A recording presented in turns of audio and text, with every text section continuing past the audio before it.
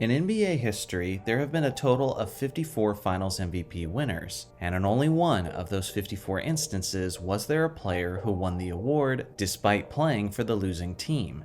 That was the first Finals MVP, which was Jerry West in 1969. Jerry certainly earned the award as he was clearly the best player over the course of the series, averaging close to 40 points per game. But ever since that one instance, the NBA has changed its method on selecting the Finals MVP winner, strictly giving the award to players on the winning team. But what if we return to that original formula, disregarding who won and who lost and all the narratives that come along with it, and instead just gave the MVP to the player who was honestly the best player on the court during that series? Well, if we did that, things would change up quite a bit. Today, we're looking at every Finals MVP award of NBA history, and let me know in a comment if you agree or disagree with these choices.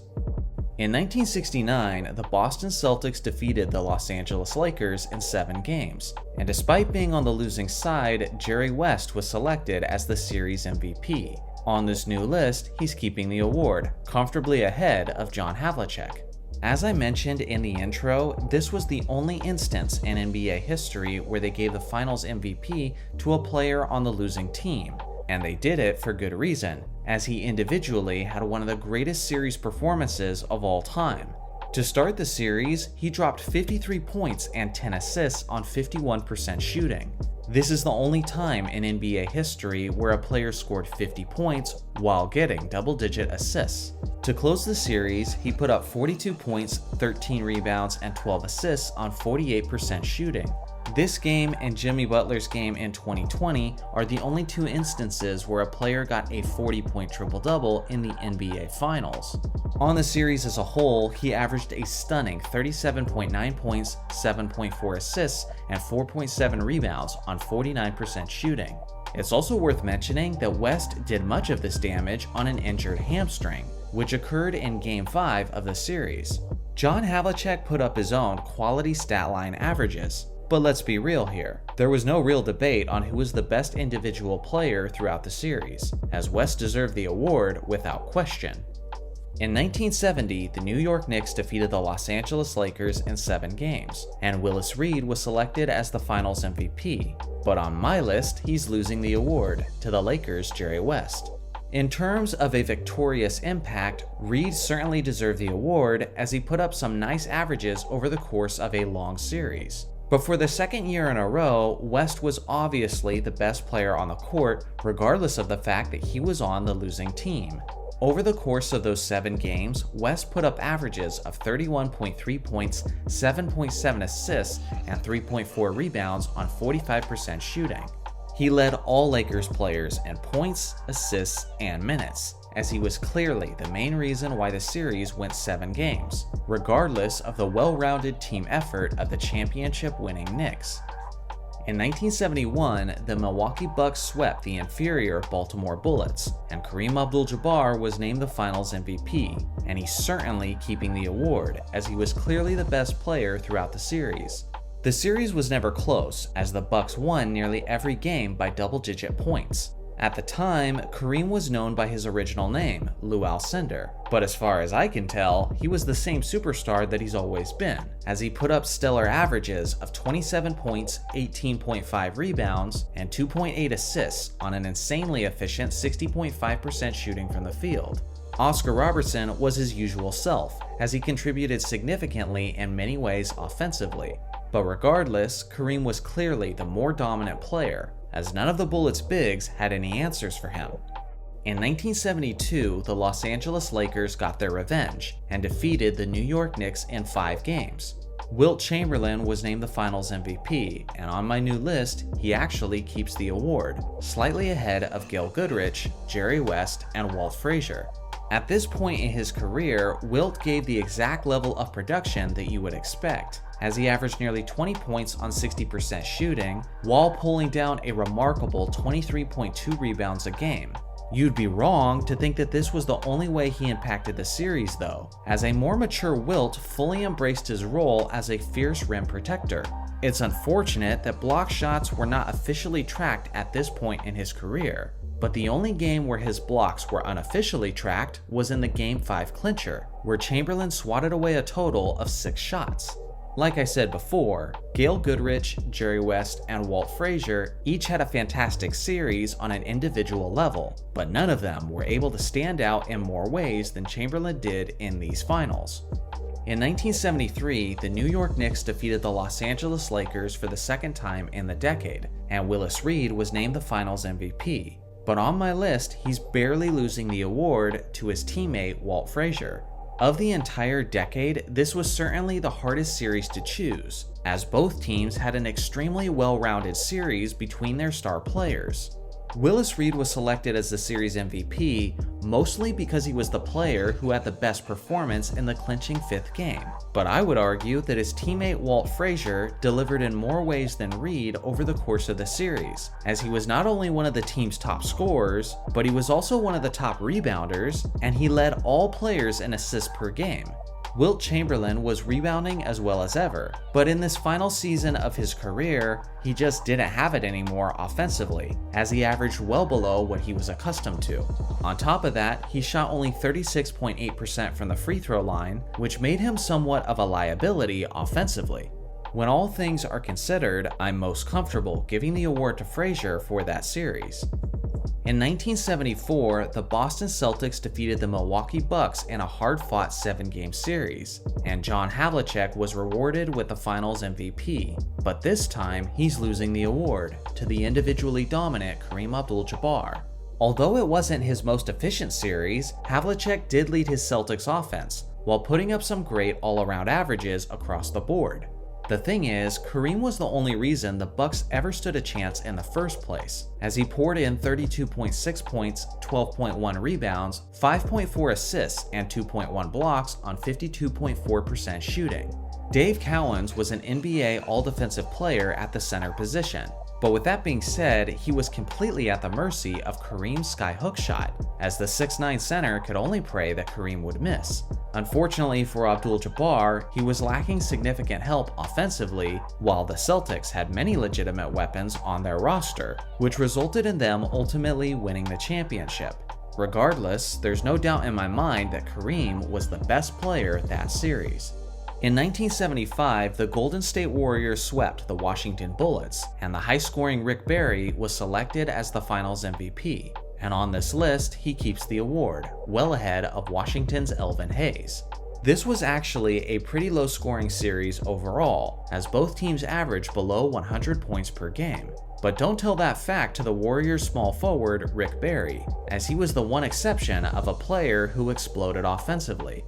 Over the course of the 4 games, Barry averaged 29.5 points, 5 assists, 4 rebounds, and a whopping 3.5 steals on 44.4% shooting from the field. I have to take a moment to praise his astonishing pickpocket skills, as his 3.5 steals per game average is the most ever in an NBA Finals series, and second place isn't even close. Elvin Hayes certainly did his job in terms of securing the boards, but he was nowhere close to the level of impact that Barry had on both sides of the court, which is why he's the obvious winner for these finals. In 1976, the Boston Celtics defeated the Phoenix Suns in 6 games, and the Celtics point guard JoJo White was named the Finals MVP, but on my list, he loses the award to his teammate Dave Cowens. JoJo White certainly had some attention-grabbing performances throughout the series, like in Game 5, when he played a total of 60 minutes in a triple overtime victory, where he dropped 33 points, 9 assists, and 6 rebounds on 52% shooting. He was the standout performer in a contest that was considered for a while as the greatest game ever played. That was a major factor in why the voters ultimately selected him. The thing is, he had some real stinkers as well, like in Game 2 when he shot only 2 of 12 from the field, and in the clinching game, he was only 5 of 15. Not only did Cowens average nearly as many points over the course of the series, but he was also way more efficient. Along with that, Cowens led all players in rebounds by a significant margin, which was a huge factor in the Celtics winning that series. When you consider the series as a whole, I definitely think the voters got it wrong on this one. In 1977, the Portland Trail Blazers defeated the Philadelphia 76ers in 6 games, and Bill Walton was named the Finals MVP. As incredible as he was, Walton is losing the award to the more individually dominant Julius Erving. When healthy, which wasn't very often, Bill Walton was one of the greatest centers to ever play the game of basketball, as he could hurt you in so many ways, whether it be his finesse scoring, his underrated passing, his solid rebounding, or his fantastic rim protection. All of those aspects were present throughout this series, as he averaged these numbers throughout the 6 games. Considering the fact that the Blazers won the series, I don't have a problem with him being chosen as the MVP. But if we're being honest about who was actually the best player that series, it had to have been the Doctor, as he appeared to be in his prime shape. Many people view Julius Erving as the Michael Jordan before there was a Michael Jordan, and he certainly played like it this series, as he averaged 30.3 points, 6.8 rebounds, 5 assists, 2.7 steals, and 1.2 blocks, on an extremely efficient 54.3% from the field. He easily led the 76ers in points, efficiency, assists, and steals, while playing the most amount of minutes. Again, Walton was very solid in his own right, but if you ask me, Dr. J simply excelled to another level. In 1978, the Washington Bullets defeated the Seattle Supersonics in 7 games, and Wes Unseld was named the Finals MVP. But on my list, he's definitely losing the award to his teammate Elvin Hayes. This was the series that truly convinced me that the voters were weird in the 1970s. It kinda seems like the final impressions mattered more significantly to the voters, considering how Unseld slightly outplayed Hayes in the 7th and deciding game, which may have been what gave him the edge. But other than that, Elvin Hayes was clearly the more productive player throughout the series. A good example of this was in Game 3, where Unseld scored 2 points and added 12 rebounds on only 1 of 4 shooting, compared to Elvin Hayes, who dropped 29 points and 20 rebounds on 12 of 24 shooting. Over the series as a whole, he more than doubled Unseld's scoring average, while getting more rebounds, steals, and blocks. Honestly, this might be the most questionable Finals MVP that I've ever seen, as there's no legitimate argument that I can find for Unseld, which is why I found it puzzling that they didn't give the award to Hayes in the first place. In 1979, the Seattle Supersonics got their redemption, as they defeated the Washington Bullets in 5 games. In this series, Dennis Johnson was selected as the Finals MVP, and on my list, he keeps the award, slightly ahead of his teammate Gus Williams. Dennis Johnson did a little bit of everything for his Sonics in this series, as he put up 22.6 points, 6 rebounds, 6 assists, 1.2 steals, and 2.2 blocks on 45.9% shooting. Despite his well-rounded play, Johnson wasn't actually the team's #1 scoring option, which was his teammate Gus Williams. Williams was the starting point guard, and he averaged an efficient 29 points per game over the course of the series. The thing is, that's about the only area where he excelled over Johnson, as DJ operated as the floor general.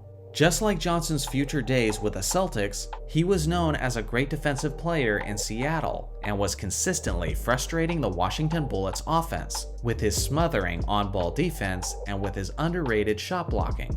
When you look at the complete body of work, Johnson was certainly the more deserving player, regardless of the fact that he was only the second scoring option. In 1980, the Lakers won the championship over the Philadelphia 76ers in 6 games, and the rookie, Magic Johnson, was named the Finals MVP, and on this new list, he keeps the award, barely ahead of Kareem Abdul-Jabbar.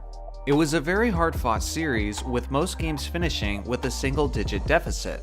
Kareem famously got injured in the 5th game in the series, which resulted in Magic Johnson starting at center for Game 6. And what ensued was arguably the greatest individual performance in NBA Finals history, as Magic put up 42 points, 15 rebounds, 7 assists, and 3 steals on 60.9% shooting, and the Lakers won the game with a final score of 123-107. The thing is, Kareem was definitely on track to win that Finals MVP, but I chose to give it to Magic simply because of the value of 6 games played compared to only 5. On the series, Kareem put up 33.4 points, 13.6 rebounds, 3.2 assists, and 4.6 blocks on 54.9% shooting. Compare that to Magic, who poured in 21.5 points, 11.2 rebounds, 8.7 assists, and 2.7 steals on 57.3% shooting. Again, you could definitely argue that Kareem was the stronger force when he was available, but regardless of the voting style, it's hard for me to take the award from a great player who was impactful throughout the entire series and not just most of it. In 1981, the Boston Celtics defeated the Houston Rockets in 6 games, and Cedric Maxwell was named the Finals MVP, but on this new list, he loses the award to Larry Bird. Generally, basketball fans don't talk about this series all that much, but back in the day, this was one of the more controversial Finals MVPs that the league had seen. Cedric "Cornbread" Maxwell is one of the more underappreciated players of league history, and he certainly had a tremendous impact on the series as he put up 17.7 points, 9.5 rebounds, and 2.8 assists on 56.8% shooting. He was definitely the best player in the crucial 5th game, and he slightly outscored Larry over the course of the series while being much more efficient. But with that being said, I'm still surprised they gave him the award since Larry was the more impactful player in pretty much every other aspect. On the series, Bird put up averages of 15.3 points, 15.3 rebounds, 7 assists, and 2.3 steals on 41.9% shooting. One of the most crucial factors heading into this series was which team was going to win the Battle of the Boards. The Rockets may have been seen as favorites to win that category, but the Celtics ultimately won that battle in the finals, and the player who deserves the most credit for that is easily Larry Legend, who even nearly out-rebounded one of the greatest rebounders ever, Moses Malone. If that doesn't tell you how impactful Bird was on the boards, then absolutely nothing will. On top of that, he was easily the best distributor and the best pickpocket throughout the series, as he led both teams in both assists and steals. Again, not trying to take any credit away from the underrated Maxwell, but sometimes the most obvious and expected choice for the award is in fact the correct choice.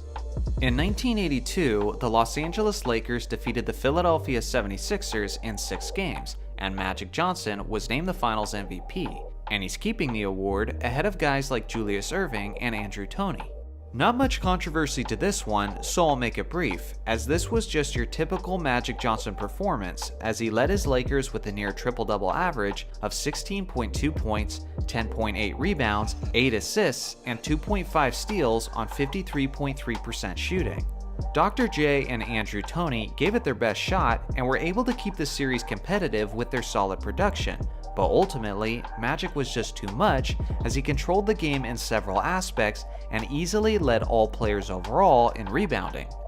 In 1983, the 76ers got their revenge and swept the Los Angeles Lakers.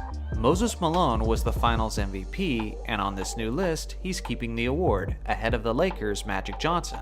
The 83 76ers are considered as one of the greatest teams of NBA history, and Moses was clearly the best player on that squad.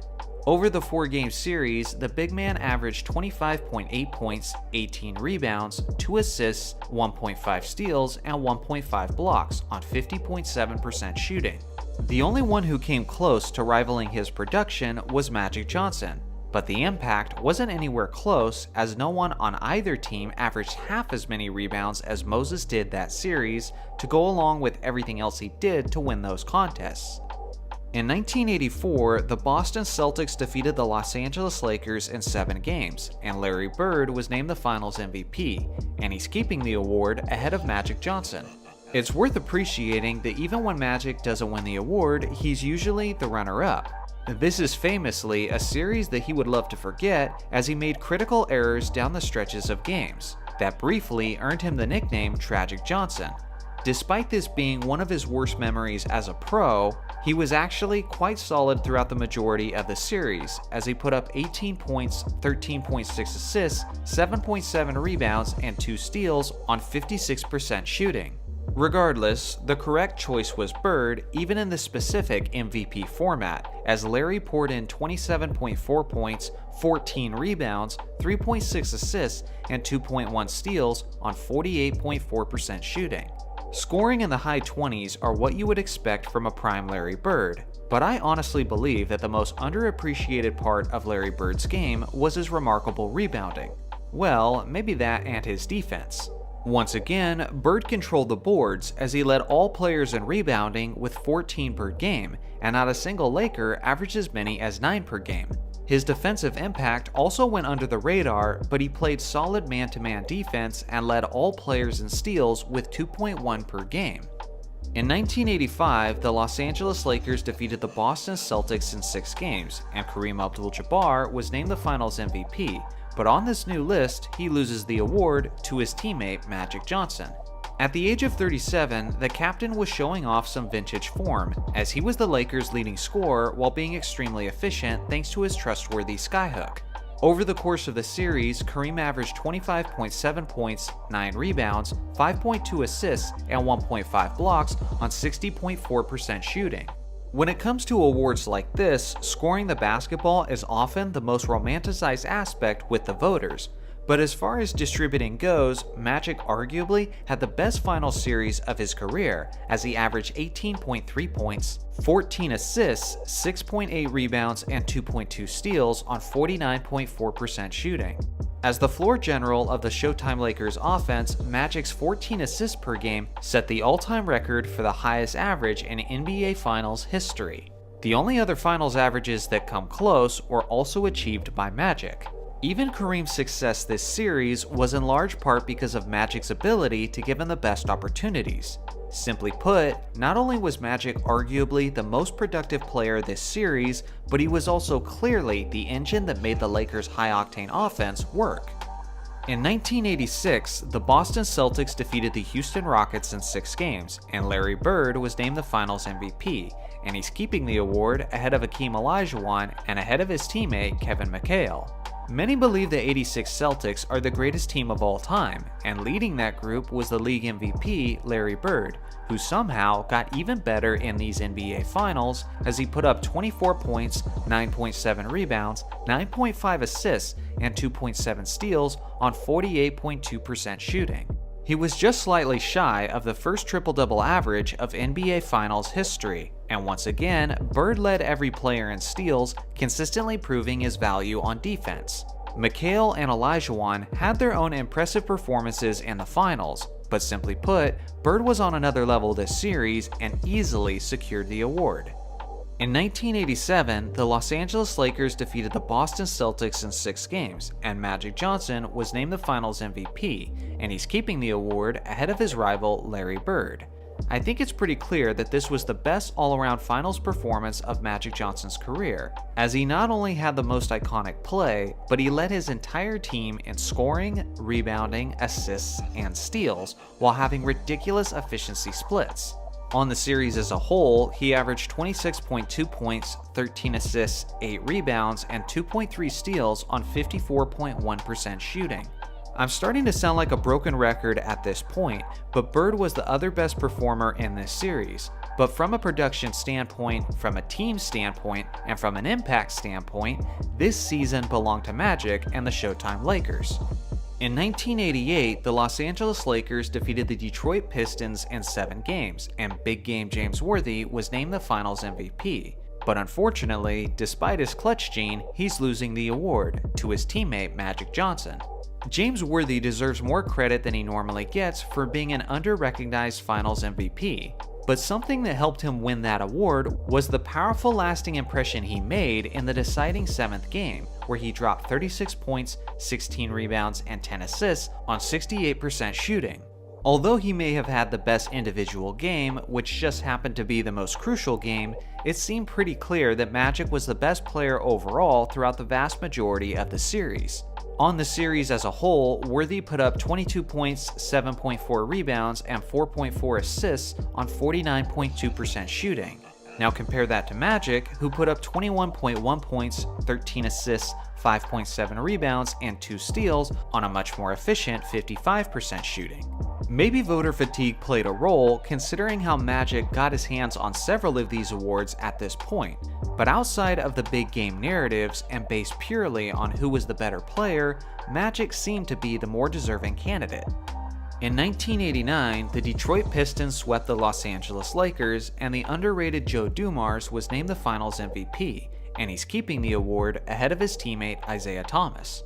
The series was never really close, as Kareem was just a shell of his former self, and Magic's hamstring injury caused him to miss a significant amount of time, including all of Game 4. Dumars took advantage of the shorthanded Lakers and led all players in scoring as he poured in 27.3 points, 6 assists, and 1.8 rebounds on 57.6% shooting. Not only was Dumars punishing the Lakers with his mid-range scoring, but he also continued to be a nuisance on the perimeter defensively, which was a pretty standard skill of his throughout his career. The only player who somewhat challenged him for the award was Isiah, but even then, it was clear in both the eye test and in their production on the court that Dumars was simply the more standout player in that series. In the year 1990, the Detroit Pistons defeated the Portland Trail Blazers in 5 games, and Isiah Thomas was named the Finals MVP. And on this new list, he's keeping the award, just a bit ahead of Clyde Drexler. When people think of Isiah Thomas, there's often a few things that come to mind. There's the Dream Team drama and the fact that he wasn't allowed on the team, and of course he was the leader of the Bad Boy Pistons, who are famous for their controversial and violent style of basketball. But I'm not gonna lie, when I think of Isiah Thomas, the first thing that comes to mind for me is all the great postseason performances and how he was one of the ultimate clutch performers when the games mattered most. And this series against the Blazers was no exception. In this 5-game series of close battles, Isiah averaged 27.6 points, 7 assists, 5.2 rebounds, and 1.6 steals on a tremendous 54.2% shooting. Not only was he incredibly efficient from the field overall, but he also made 68.8% of his three-point attempts. He got his usual help from solid supporting teammates like Joe Dumars and Bill Laimbeer, but there was no question that Isiah was clearly the best player and their biggest reason why they secured the title, as he was by far their leader in scoring, assists, and steals. It's worth mentioning that Clyde Drexler had a great series as well, as his numbers were slightly behind Isiah's, but regardless of the angle you take, it's pretty hard not to give the award to Zeke on this one. In 1991, the Chicago Bulls comfortably defeated the Lakers in 5 games, and Michael Jordan was named the Finals MVP, and he's keeping the award as he was definitively the most dominant player in the series. This was one of the most hyped NBA Finals the league has ever seen, as Magic vs. Michael was must-see TV to see which of the season's top 2 MVP candidates would come out on top. All things considered, Magic had a pretty solid series, considering 2 of his weapons in the fast break were dealing with injuries, in James Worthy and Byron Scott. Regardless of the obstacles and the fact that he had to go up against a perimeter defense of Jordan and Pippen, Magic still nearly averaged the first triple-double in NBA Finals history, as he put up 18.6 points, 12.4 assists, 8 rebounds, and 1.2 steals on 43.1% shooting. No one ever talks about this, but little did we know that we were watching the end of Magic Johnson's career, as he would announce his HIV in the upcoming offseason, and in his final game before his exit, he made sure he went out like a champ. In Game 5, without his 2 starting wings of Byron Scott and James Worthy, Magic still put up 16 points, 20 assists, and 11 rebounds, and with the shorthanded roster, he played all 48 minutes. His 20 assists is still the most in NBA Finals history by anyone not named Magic Johnson, because he did also get 21 assists in the 1984 NBA Finals. Fun fact, he owns all top 5 spots of this Finals record. Again, I can't stress this enough. The fact that the Lakers lost this game by just 6 points when Jordan and Pippen both scored over 30 points, and Magic's 2 best teammates were out injured, and the fact that Magic still put up this stat line is absolutely insane. If anyone needs an example of why Magic is the best ever at making your teammates better, then this game is a perfect example. Way to go out like a legend, Magic. With that being said, this was the beginning of Jordan's championship reign in the NBA, and he definitely deserved the award with his overall historic performance.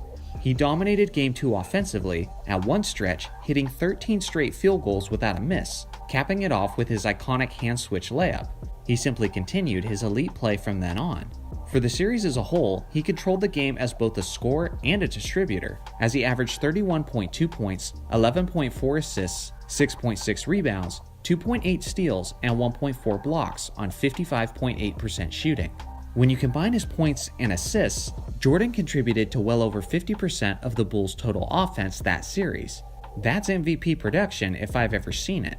It is worth mentioning that if Defensive Player of the Series was a thing, that would have gone to Pippen. He put up all-around nice numbers of his own, but where he really stood out was on perimeter defense, when they switched Pippen to Magic Johnson in Game 2, and it changed the direction of the series. Not enough for Scottie to steal the award from Michael, but still, worth mentioning nonetheless.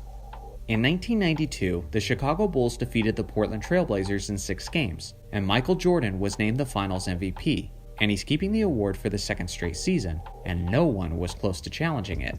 I'll make this one quick, as I just made another video about this series speaking of Jordan's historic level of play. He had firmly established himself at this point as the face of the league, and started this series by setting the tone with 2 NBA Finals records. He made 6 3-pointers in the first half of Game 1, which at the time was the most 3-pointers ever made by a player in an NBA Finals game. He also scored 35 points in the first half, which is still an NBA Finals record for the most points ever scored in a half. He continued to be the leading force from that point on, and over the course of the series, he averaged 35.8 points, 6.5 assists, 4.8 rebounds, and 1.7 steals on 52.6% shooting. Not only did he fill up the stat sheet, but he was also incredibly efficient while doing it, putting up nearly 50-40-90 averages over the course of the series. Pippen had a pretty good series, and Portland pushed the Bulls to 6 games with a well-rounded team effort. But simply put, no one else was close to the all-time great level Jordan was playing at in those finals. In 1993, the Chicago Bulls won their 3rd straight championship by eliminating the Phoenix Suns in 6 games, and Michael Jordan was once again named the Finals MVP, and he's keeping the award as he had one of the greatest Finals performances in NBA history. At this point, in the middle of Jordan's championship dominance, it seemed as if every season he was trying to outdo himself from the year before, and remarkably, he may have pulled it off once again in these finals. Over the 6-game series, Jordan averaged a monstrous 41 points, 8.5 rebounds, 6.3 assists, and 1.7 steals on 50.8% shooting. With his 41 points per game, his scoring made up 38.4% of the Bulls' total offense over the series. That's the highest percentage of points by a single player in NBA Finals history. Charles Barkley had a great series of his own, with numbers that would likely win the award just about any other season. But as Barkley said in The Last Dance, there's no shame in losing to the fastest gun, and there may not have been any gun faster than Jordan in the 1993 NBA Finals. In 1994, the Houston Rockets defeated the New York Knicks in 7 games, and Hakeem Olajuwon was named the Finals MVP, and he's keeping the award as he was clearly the best player on both ends of the court. The 31-year-old Hakeem was so skilled and continued his playoff theme of vanquishing any opposing center that would challenge him. Hakeem was the leading scorer in each of the 7 games of the series, as he put up 26.9 points, 9.1 rebounds, 3.6 assists, and 3.9 blocks on 50% shooting. He did all of this while locking up the Hall of Famer Patrick Ewing on the other end, who was held by Hakeem to under 20 points per game in the series and an awful 36.3% from the field.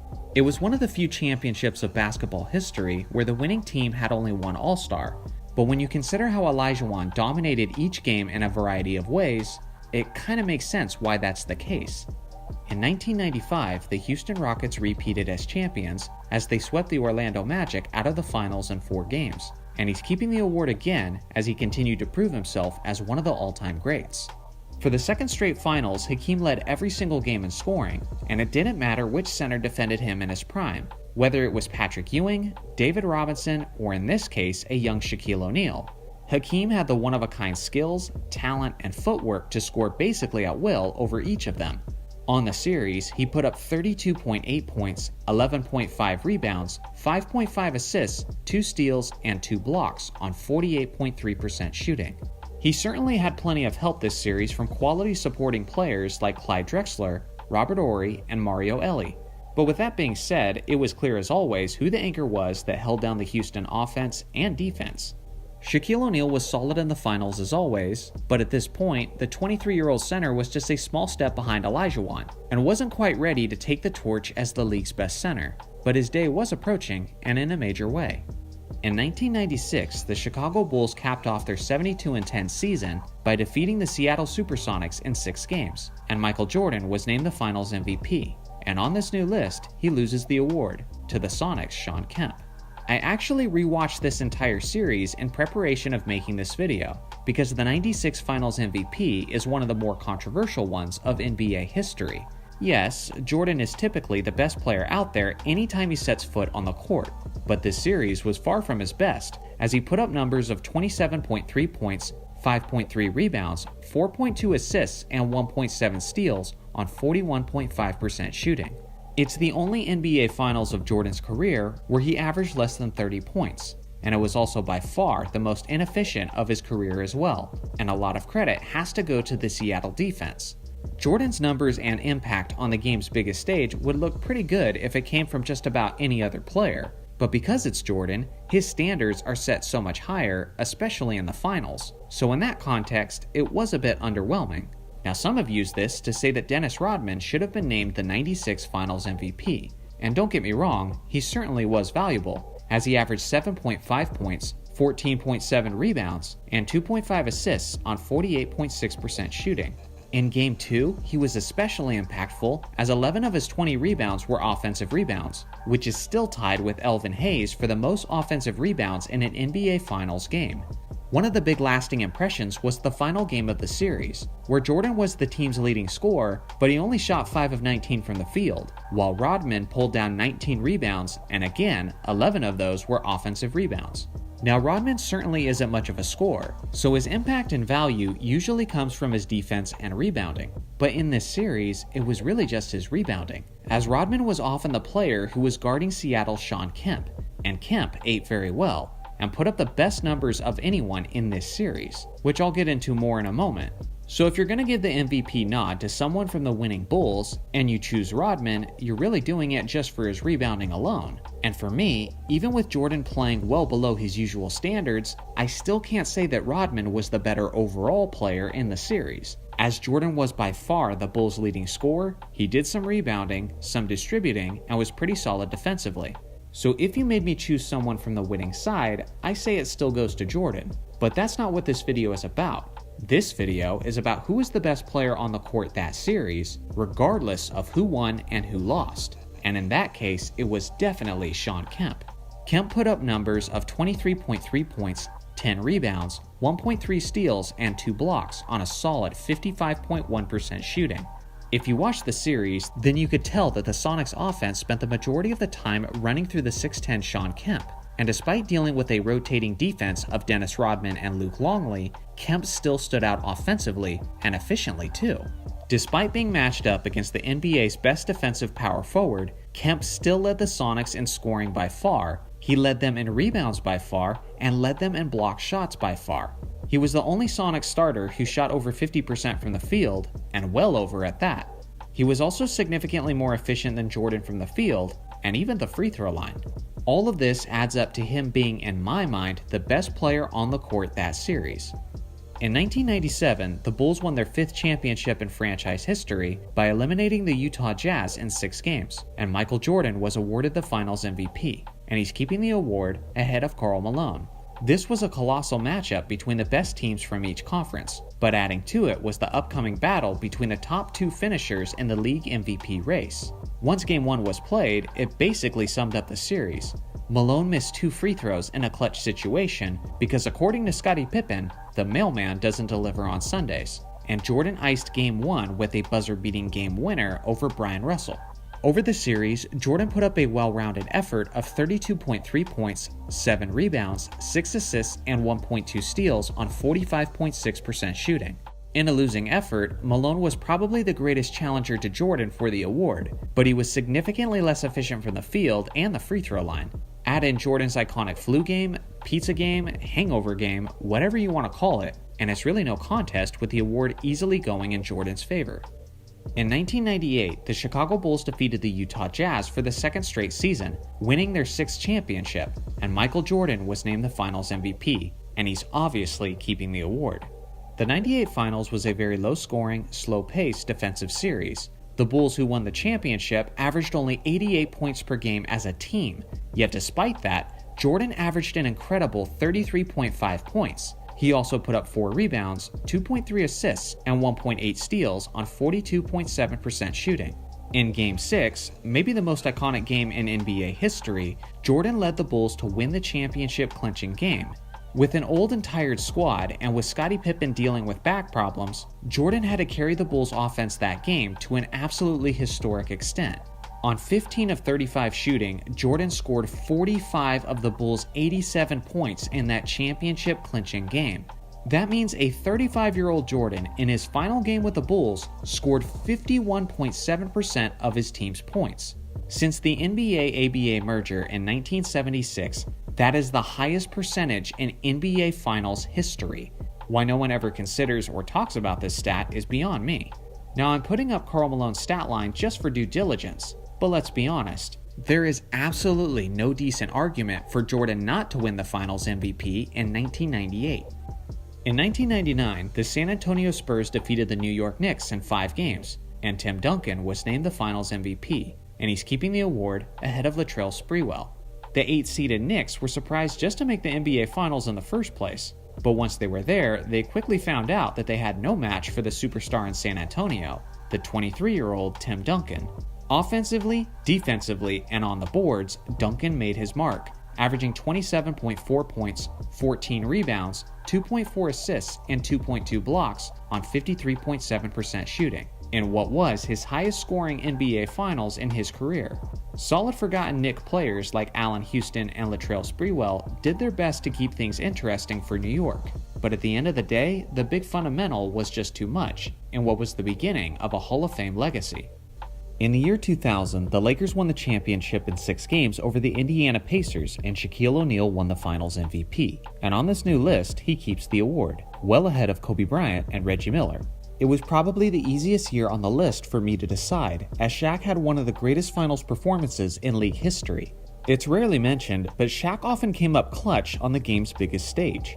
For some reason, the word clutch isn't often associated with big men as much as it is with perimeter players. But Shaq was as deserving of the word as anyone, as he averaged an insane 38 points, 16.7 rebounds, 2.3 assists, and 2.7 blocks on 61% shooting.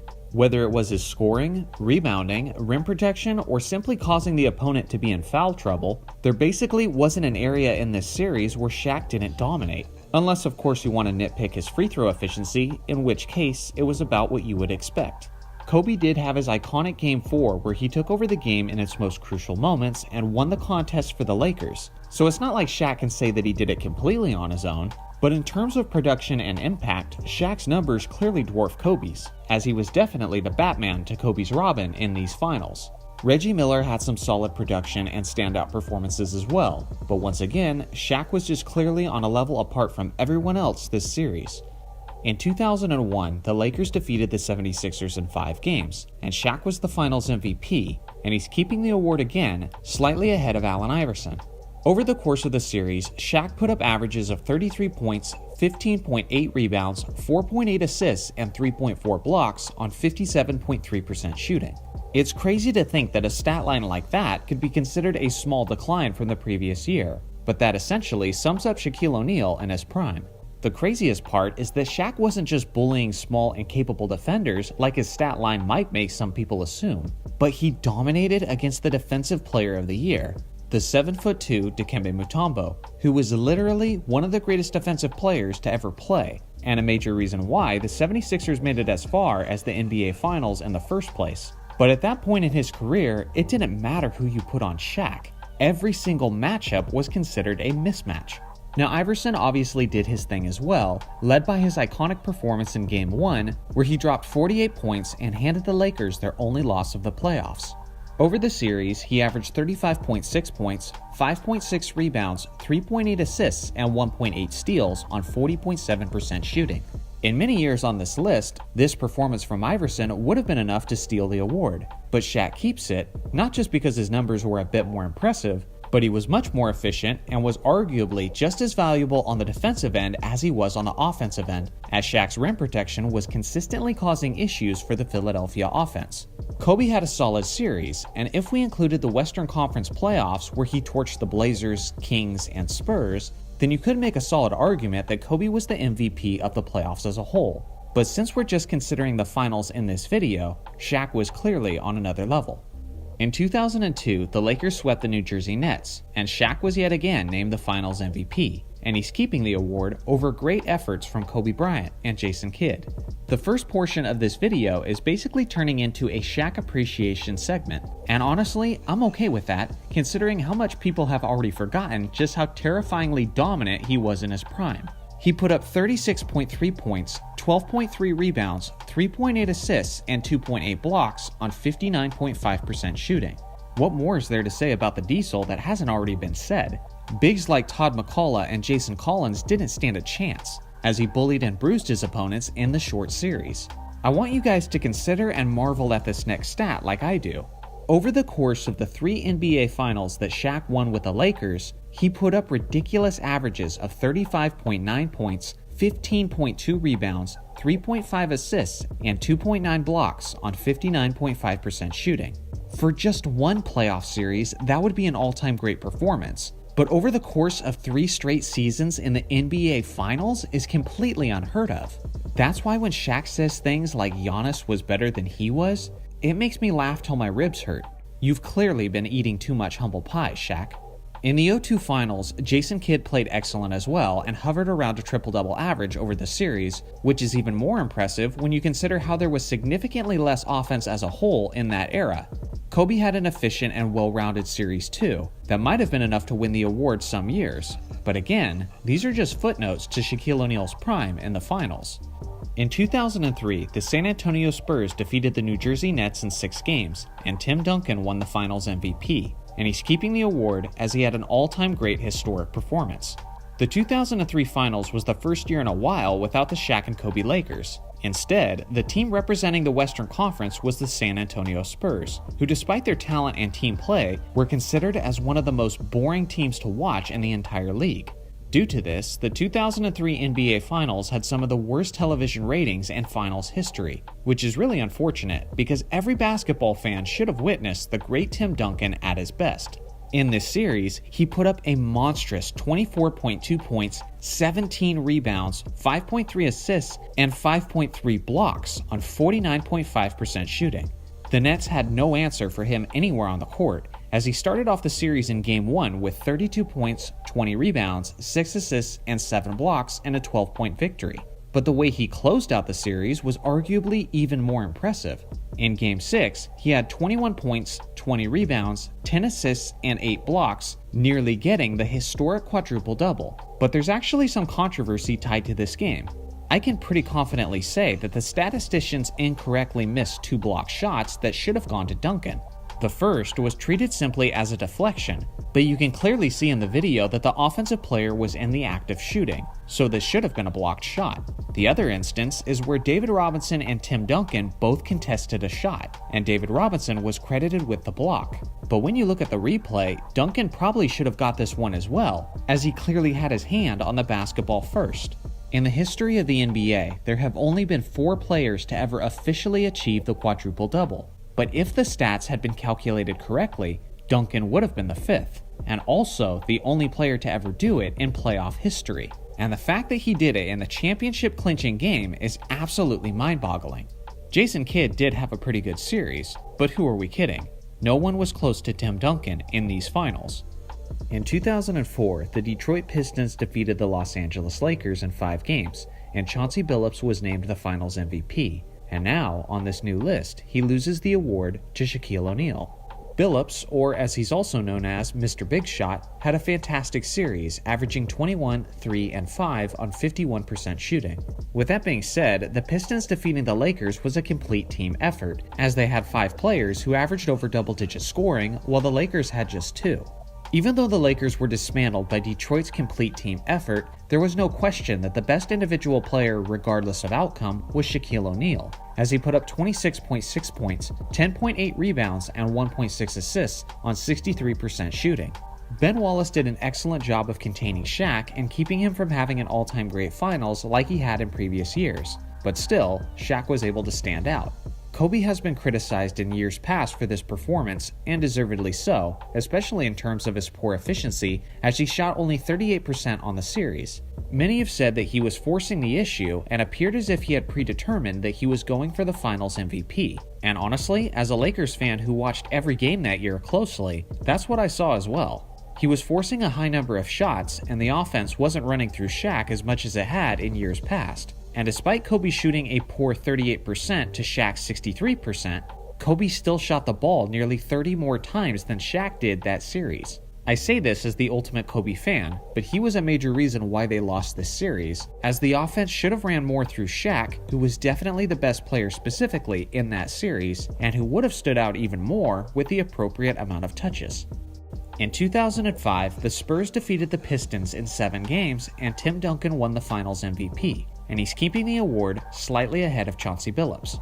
Duncan's performance wasn't quite on the same level as his 2003 Finals, but he was still relatively dominant as he averaged 20.6 points, 14.1 rebounds, 2.1 assists, and 2.1 blocks on 41.9% shooting.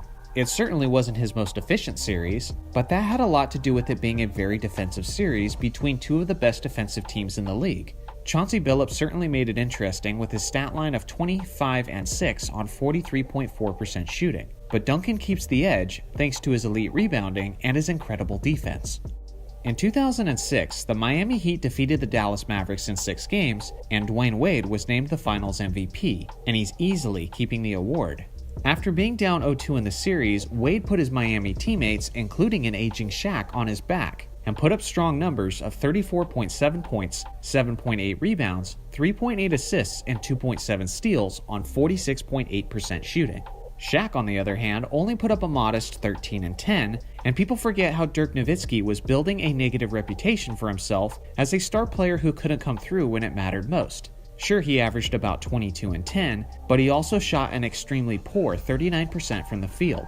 The 2011 NBA Finals truly saved Dirk's legacy. All that goes to say is that Wade keeps it, as he was running essentially unopposed in this MVP race. In 2007, the Spurs swept the Cavaliers and Tony Parker was named the Finals MVP, and he's keeping the award ahead of Tim Duncan and LeBron James. It probably sounds outlandish to suggest that Tony Parker was the best in any series that includes all-time greats like Tim Duncan and LeBron James. But the truth is, Tony had his moments, and many have forgotten just how great he was in his prime. In the series, Parker put up 24.5 points, 5 rebounds, and 3.3 assists on 56.8% from the field.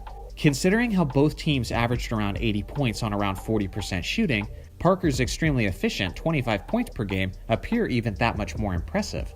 Not only was he a very successful weapon and orchestrator for the Spurs, but his competition for the award just wasn't all that threatening, as both LeBron James and Tim Duncan had somewhat modest numbers by their standards to go along with the fact that both players were very inefficient from the field. In 2008, the Boston Celtics defeated the Los Angeles Lakers in 6 games, and Paul Pierce was named the Finals MVP, and on this new list, he loses the award to Kevin Garnett. On the series, Pierce put up 21.8 points, 4.5 rebounds, 6.3 assists, and 1.2 steals on 43.2% shooting. Included in that stat line was his iconic performance in Game 1, where he left the game, was rolled away in a wheelchair, and came back triumphantly to lead his team to the victory. It looked pretty epic at the time, but knowing what we know now and how Pierce sold the injury a bit because of other reasons, it certainly looks less heroic. That Paul Pierce heroic return narrative may have actually played a part in voters giving him the Finals MVP over his teammate Kevin Garnett. But for me, the award should have gone to KG, who I think was the best player in that series. Garnett averaged 18.2 points, 13 rebounds, 3 assists, 1.7 steals, and 1 block on 42.9% shooting. Not only did he fill up the stat sheet across the board, but that series was won by the Celtics with 2 key factors, which was defense and rebounding. And in both of those areas, the big ticket was clearly the most impactful player in the series. Now, Kobe's stat line looks pretty impressive, and I honestly considered giving him the nod this year. But unfortunately, he was the most inefficient from the field out of all the All-Stars in this series. And in the elimination game where the Lakers lost by 39, he kind of disappeared, as he scored just 22 points on only 31.8% shooting. Considering all the numbers and the full context of the series, I'm more than comfortable giving the award to Kevin Garnett on this one.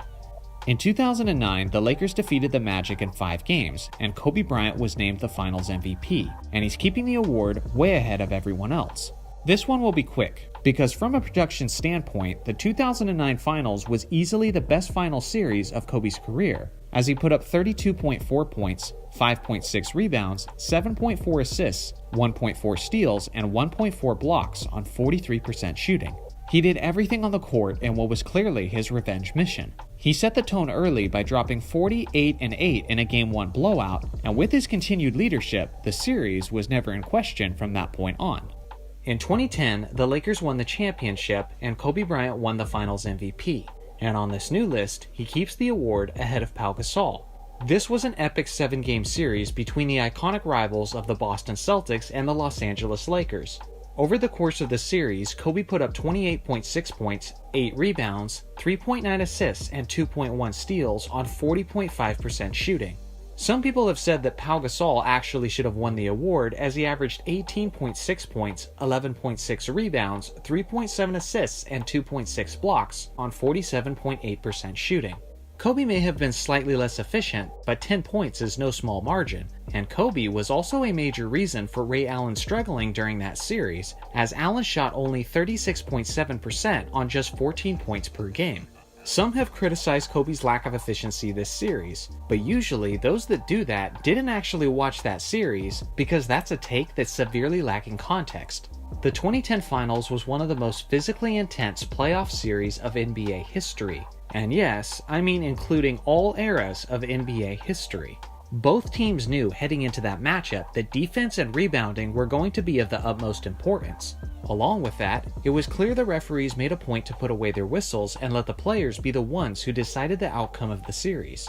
Due to this, both teams were below league average efficiency, as the Lakers as a whole shot 41.8% and the Celtics shot 43.3%. It was also very low scoring, as the Lakers averaged 90 points and the Celtics averaged 87. With all of this being said, now Kobe's efficiency appears completely free of criticism, as his stat line appears even more impressive. He was clearly the MVP these finals.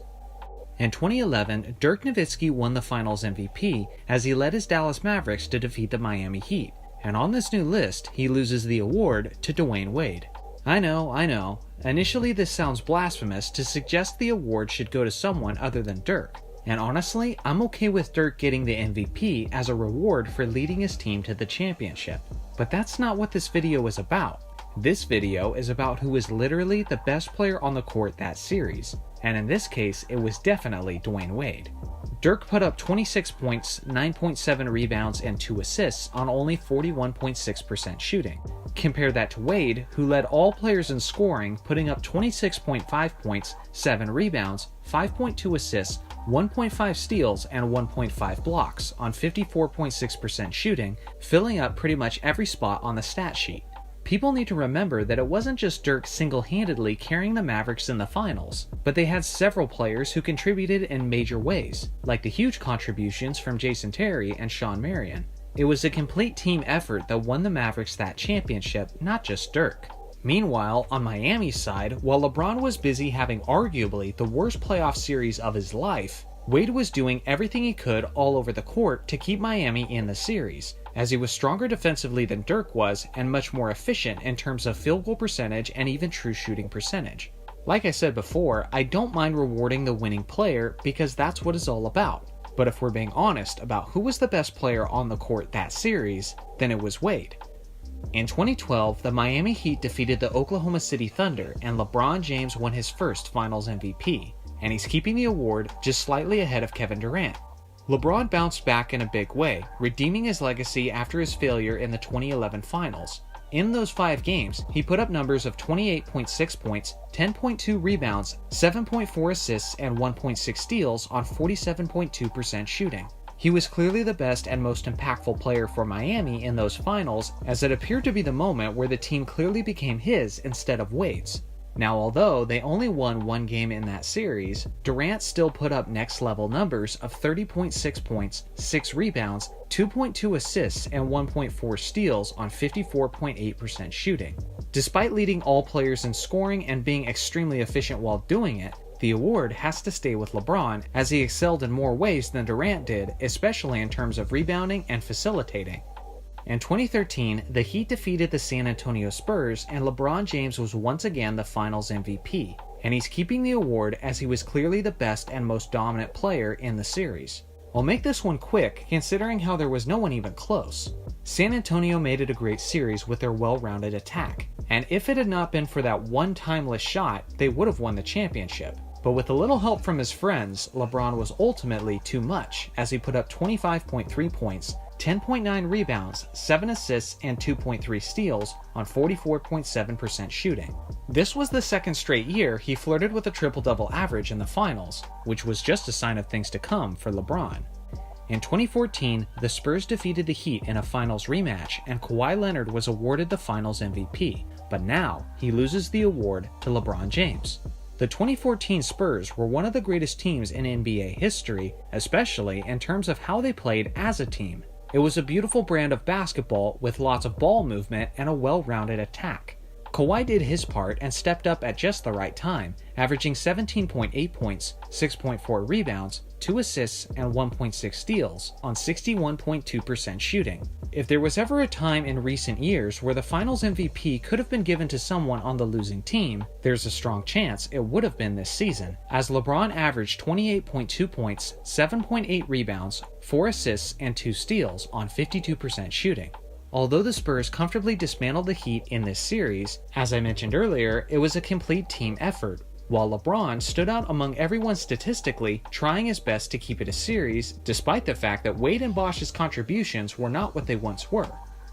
In 2015, the Warriors defeated the Cavs in their first finals matchup, and Andre Iguodala was named the MVP, and on this new list, he loses the award to LeBron James, who finishes slightly ahead of Steph Curry.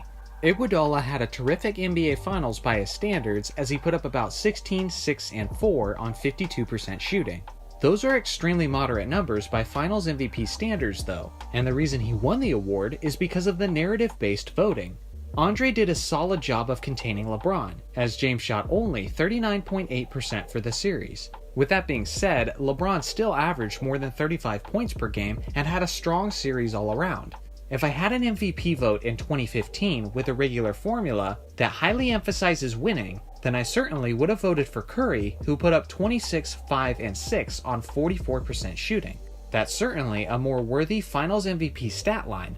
But if you ask me who was the best player that series, regardless of outcome, then it goes to LeBron. With his two best teammates in Kyrie Irving and Kevin Love out due to injury, LeBron was forced to carry a heavier load, and the fact that he was actually able to make it a competitive series was utterly remarkable. He put up 35.8 points, 13.3 rebounds, 8.8 assists, and 1.3 steals on 39.8% shooting and 45.7 minutes per game. Yes, LeBron's efficiency was far below his usual standards, but considering the fact that he filled up the stat sheet across the board, and the second leading scorer on his team was Timothy Mozgov, I think I can look past his below-average efficiency. LeBron James, LeBron James, LeBron James. Hopefully, you're not too tired of hearing this name yet, but in 2016, the Cavaliers made a 3-1 comeback to defeat the Warriors, and LeBron James was named the MVP. And he's keeping the award as he stood out to such an extent that no one else even has an argument. The King dominated in every single aspect of this series, including defensively, and it was this performance that really ignited the GOAT conversation to levels that we hadn't previously seen involving LeBron.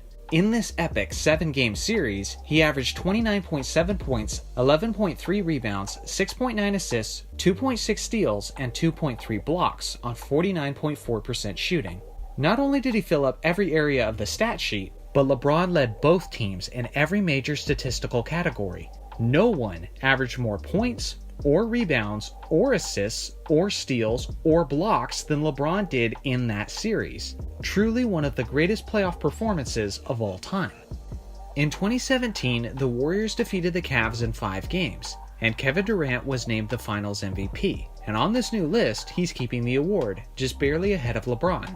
From a team perspective, this wasn't even close, as the overpowered Warriors destroyed the Cavs, just like they did with everyone else they faced in the playoffs. Despite the beatdown, LeBron made it as close as he could on an individual level, as he averaged 33.6 points, 12 rebounds, 10 assists, and 1.4 steals on 56% shooting. This triple-double average is still the only triple-double average in NBA Finals history. It was still not enough to take it away from Durant though, who not only demoralized the Cavs with numerous clutch shots, but efficiently dominated all around, putting up 35.2 points, 8.2 rebounds, 5.4 assists, and 1.6 blocks on 55% shooting. He also had a 50-40-90 series, and a monstrous one at that, with averages of 55% from the field, 47% from 3, and 93% from the free throw line. Although KD keeps it in my book, it wasn't an easy choice, and I'm curious to hear who you think was the better player in the 2017 finals. In 2018, the Warriors swept the Cavs, and Kevin Durant was named the Finals MVP, and he's keeping the award again, just barely ahead of LeBron James. Ever since 2011, even in the years that LeBron lost, he had a solid argument for being the best player on the court, and this series was no exception, as he averaged 34, 8, and 10 on 52% shooting. But there's a reason why Durant was heating up the best player conversation during these years, and it was because of performances like this, as he put up 28.8 points, 10.8 rebounds, 7.5 assists, and 2.3 blocks on 52.6% shooting. This was his second straight finals with 50-40-90 percentages, as he shot 52% from the field, 41% from 3, and 96% from the free throw line. Now, given the quality of each star's supporting cast, you could certainly make the argument that if they had switched places, LeBron's numbers and efficiency would have been much better. But with that being said, those are all hypotheticals that we'll never know the real answer to. From what we actually saw on the court that series, Durant gets the small edge. In 2019, the Raptors defeated the injury-laden Warriors in 6 games, and Kawhi Leonard was named the Finals MVP, and he's keeping the award slightly ahead of Steph Curry. Kawhi continued his historic run through the playoffs, and he was solid in just about every aspect as he averaged 28.5 points, 9.8 rebounds, 4.2 assists, 2 steals, and 1.2 blocks on 43.4% shooting. With the absence of Kevin Durant and some time missed by Klay Thompson, Steph had to carry a heavier load in the championship series, and he did that to the tune of 30 points, 5 rebounds, and 6 assists on 41% shooting. Maybe there's an argument for Steph, but considering how Kawhi stood out both offensively and defensively while leading his team, I think he keeps the edge on this one. In 2020, the Los Angeles Lakers defeated the Miami Heat in 5 games in the Orlando bubble, and LeBron James was named the Finals MVP. And on my list, he keeps the award, ahead of his teammate Anthony Davis. Jimmy Butler definitely deserves a shout out for his incredible individual play throughout these finals. But regardless, the top 2 candidates on my list were on the Lakers. Both players were insanely efficient, as Anthony Davis had better than 50-40-90 percentages over the course of the series. With that being said, LeBron James nearly averaged a triple-double, while being more efficient from the field than Davis. LeBron was the top scorer by far. He averaged more assists than the Lakers' closest 2 players combined, and he even out-rebounded Davis as well, despite the difference in size and position. Although Davis played well enough to win the award in most years, LeBron was the clear choice for me on this one. In 2021, the Milwaukee Bucks defeated the Phoenix Suns in 6 games, and Giannis was named the Finals MVP, and he's definitely keeping the award. Simply put, Giannis was the best player this series by leaps and bounds, as he displayed one of the greatest finals performances that the league has ever seen. He scored at least 40 points in 3 out of the 6 games, including a 50-point explosion in the championship-clinching 6th game. On top of that, he was showing why he was a former Defensive Player of the Year winner, as he was continuously getting crucial stops whenever his team needed it. On the series as a whole, he averaged a marvelous 35.2 points, 13.2 rebounds, 5 assists, 1.2 steals, and 1.8 blocks on a tremendous 61.8% shooting. Chris Middleton had his own solid series, but even then, he wasn't even close, as Giannis made this selection one of the easiest choices of this entire massive video. In 2022, the Golden State Warriors eliminated the Boston Celtics in 6 games, and Steph Curry was selected as the Finals MVP, and he's keeping the award as he had what was likely the best finals performance of his career.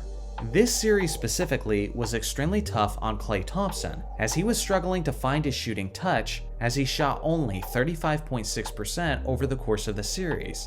Due to this, it was even more crucial than usual that Curry excelled offensively, and he was clearly up to the challenge. as he averaged 31.2 points, 6 rebounds, 5 assists, and 2 steals on 48.2% shooting. If Curry doesn't play this series as if he's in his prime form, then the Celtics certainly would have won the finals. Fortunately for Steph, he secured his first finals MVP, which rightfully destroyed one of the biggest narratives against his legacy. So what do you guys think? Which choices on my list do you disagree with? Let me know in the comment section below. Thanks for watching as always, make sure to like and subscribe for more basketball content, and I'll see you guys in the next video.